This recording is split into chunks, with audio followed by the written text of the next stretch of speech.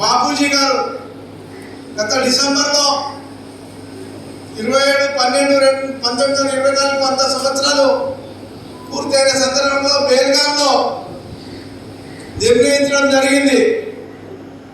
100 సంవత్సరాల ఉత్సవాలు మనం చేసుకోవాలా. జై బాపు, జై భీమ్, జై సంవిధాన్. దీనికోసం మీరు ఒకటే గమనించాలా, మంచి ఎంబడి చెడు ఉంటుంది.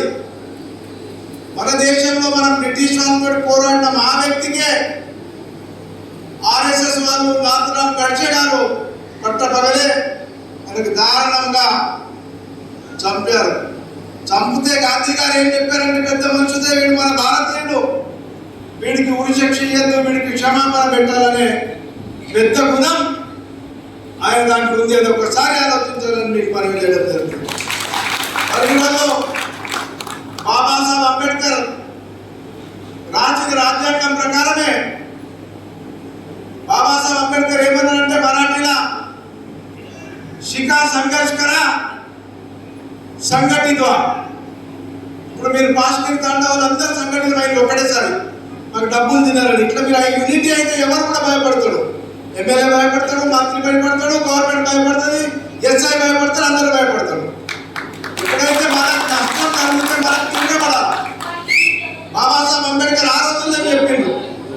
అదే రాజ్యాంగం ప్రకారం మనం చిన్న రాష్ట్రాల్లో తెలంగాణ, జార్ఖండ్, ఉత్తరాంచల్ మరి అంతేకాకుండా ఛత్తీస్గఢ్, ఈ 4 రాష్ట్రాలు మనం ఆ చిన్న రాష్ట్రాల మూల ఇందిరాగాంధీ, రాజీవ్ గాంధీ వాళ్ళ ప్రాణాలు కూడా అర్పించడం జరిగింది. కొన్ని సందర్భంలో అవకాశం వచ్చినప్పుడు బండ్లు ఓడలైతే బండ్లు అవుతాయి.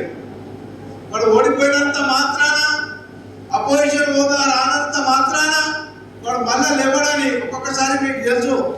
ఇంట్లో పడుకున్నోళ్ళకు మండల అధ్యక్షుడు చేస్తాం, ఇంట్లో పడుకున్నోళ్ళకు శంకర్ తెలుసు, ముగ్గురు కౌన్సిలర్ తీసుకొచ్చి చేస్తాం.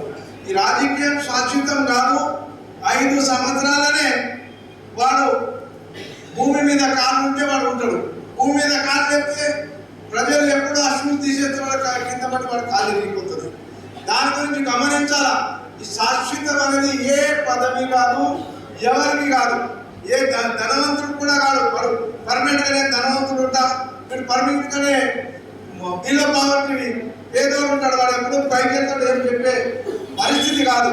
కాబట్టి మరి ఈరోజు అభివృద్ధి అంటే కేవలం కాంగ్రెస్ పార్టీ హయాంలో జరిగింది.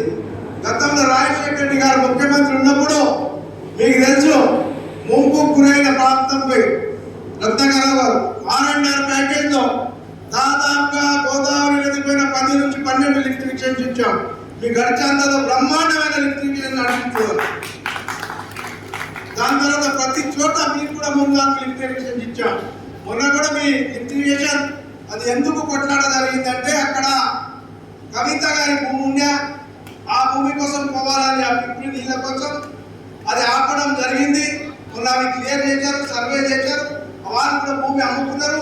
అది ఇప్పుడు క్లియర్ అవుతుంది. అది ప్రతి దానిపైన అవగాహన ఉంటుంది, కన్ను ఉంటుంది. మీరు ఎప్పుడు కూడా తప్పు చేయడానికి ఎంత పెట్టాడైనా క్షమించే వ్యక్తిని కాదు. కాబట్టి ఇప్పుడు మొన్ననే ఉత్తమ్ కుమార్ రెడ్డి గారు ఇచ్చారు. ఉత్తమ్ కుమార్